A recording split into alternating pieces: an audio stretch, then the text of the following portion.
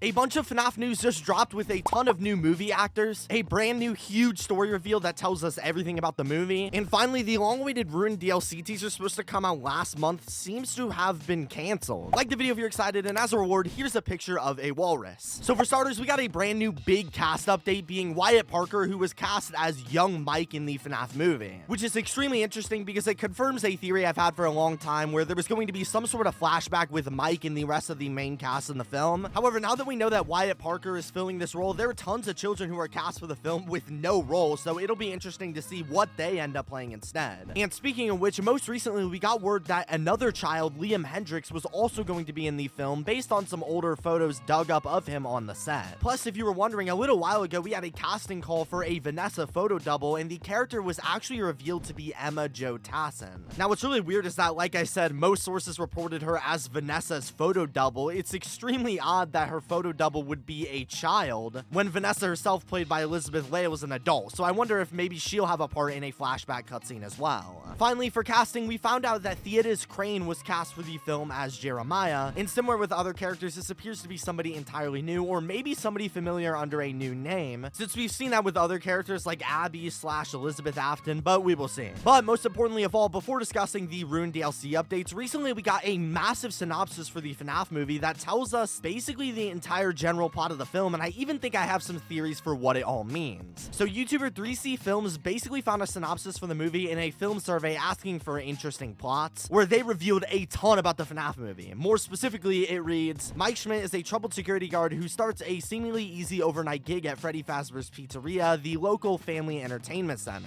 which is pretty standard stuff that we already know. Struggling to take care of his 10-year-old sister Abby on his own, the generally undependable Mike is low on options when he lands his new job to pay the bills, and brings her along to the gig, which, as we'll break down in a minute, is extremely interesting that Mike brings Abby to his job. But moving on, Mike quickly realizes, however, that the night shift at Freddy's won't be as kickback as he was thinking after he makes a disturbing discovery, that the pizza place's 4 horrifying animatronic mascots all apparently come alive, moving about on their own as they hunt down and attempt to kill anybody that is still at Freddy's after midnight, which essentially sounds to me like a retelling of the actual game's mechanics where we start the game at midnight, so there's some continuity there. Now, Mike and Abby must do everything they can to keep themselves alive through the night, but after local police officer Vanessa Monroe arrives and quickly finds herself thrust in the middle of this terrifying situation, she is able to shed light on the dark history and inner workings of Fazbear Entertainment and its nefarious co-founder William Afton, a man who it turns out is a child murderer, with their ghosts now haunting the animatronic creatures. So they outright tell us there that William Afton is of course the main antagonist of the film outside of the animatronics, and also is the town murderer haunting the animatronics who attack us. And now Mike, Abby, and Vanessa must find a way to all work together if they are to have any chance at surviving this increasingly deadly night, with animatronic characters by Jim Henson's Creature Shop. So this was a massive synopsis, and while they didn't really spoil the outcome of the movie, it tells us basically everything we've wanted to know about the story and its beginnings. See, for starters, this tells us that our 3 main protagonists of the film are going to be Mike, Abby, and also Vanessa, which is of course kind of what we expected. And from this, it also sounds like most of the film is going to be revolving around the actual pizzeria, which to me sounds great since of course this is a horror film. But also, if I'm being honest, after reading this plot and thinking about it for a while, to me it sounds like this movie is probably going to be a little bit cheesy. Just judging from other Blumhouse movies in this synopsis, to me it sounds like they are definitely taking the approach of being more centered around the group surviving through the nights, hence of course the name Five Nights at Freddy's, rather than being focused on the actual story of the pizzeria or anything like that, since they didn't really touch on it that much in the synopsis. Now, this doesn't inherently mean the movie is going to be bad or anything, but you could sort of tell from this description that the movie is probably going to be a very surface level approach to the game's lore, and I wouldn't expect it to tell us too much about the in-game story, assuming it's even canon, which it might not be.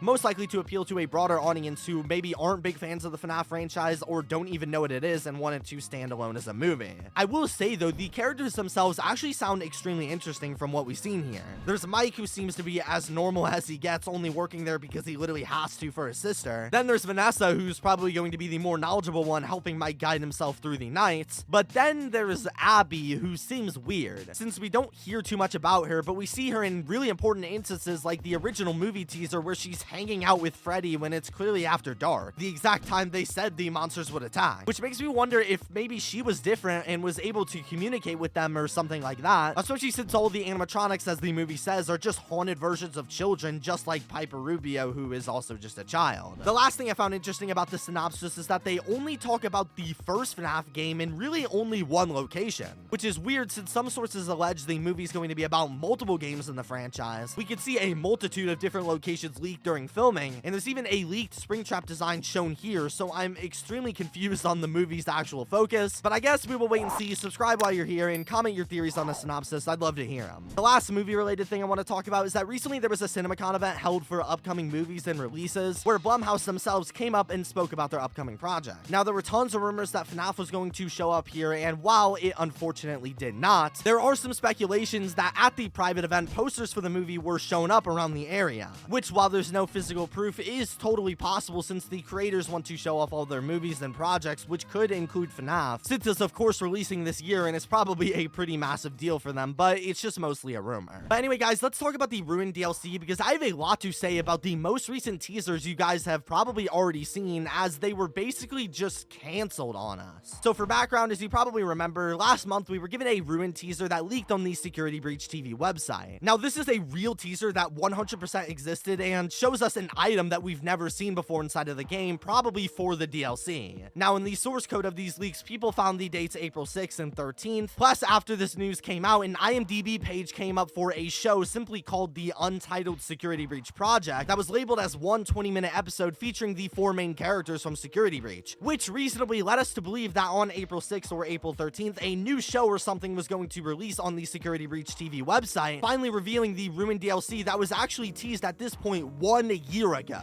But as the dates passed, nothing happened, as I've already covered before. However, most recently, the Untitled Security Breach project popped up once again on Roxanne Wolf's voice actress's Spotlight resume, to which, upon reporting, she would actually make an official statement regarding the teaser saying, "This is not a thing. It was added in error and I am trying to get it removed from IMDb as well." So we finally got an official statement from the developers saying that all of this stuff was just in error. So all of the teasers on the Security Breach website and the leaked source code dates and the IMDb Pro page and the Spotlight page were all for basically nothing. I find it really hard to buy this, and I think something else behind the scenes might have happened here because I just find it really hard to believe, especially since the original leak showed us an embedded video inside of the Room teaser, basically proving to us that they were testing uploading YouTube videos onto the website so that way they could eventually play something. There's not really much denying that something was going to show up here, but nothing ever did. And to be honest, I'm beginning to wonder if the developers are either delaying these teasers since nothing ever happened when it was supposed to, or maybe they just completely canceled them, since obviously the developers want to be secretive and only want to reveal stuff when they are ready on their own accord. So it would honestly make a lot of sense from their end to push these teasers off a bit to rebuild hype themselves, rather than having some random leakers come in and kill all the hype. After all, they are running a business at the end of the day and don't want a bunch of leakers to come in and ruin this. It would make sense on their part, but to write it all off as just an error or a mistake to me sounds like a really weird explanation for this all to just randomly happen. I don't know if the voice actors don't know what's going on, or if they can't say anything, or maybe if this actually was all somehow a real error and everything just so happened to go wrong at the perfect time. I don't know, but it seems like at least for now the teaser has been canceled. I mean, I'm pretty disappointed about it, but I can't really act upset or expect too much from them because, to be fair, this all was just leaked and it was something that nobody was supposed to know. But I do have an itch that maybe if this stuff never got revealed to us early, then maybe this show that seems to have been scrapped or delayed would have possibly came out. I don't know. It's a really interesting mystery that people should definitely be looking more into. I mean, the Ruined DLC went into beta recently, so maybe we'll get something new sometime soon. But to hear more about that, check this video out here. Thank you guys so much for watching. Subscribe and peace.